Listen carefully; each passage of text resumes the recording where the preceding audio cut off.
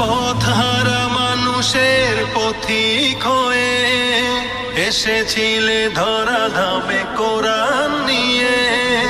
পথহারা মানুষের পথিক হয়ে এসেছিলে ধরা ধামে কোরআন নিয়ে।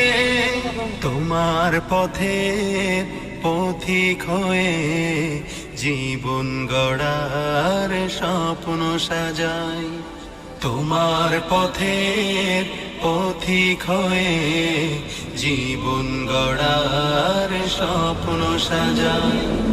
তুমি যে মোদের প্রিয় নবী, তোমায় কাছে পেতে পাগল সবাই। সুখের দিনেও মোরা খুঁজি গো তোমায়, দুঃখের দিনেও মোরা সরি গো তোমায়। সুখের দিনেও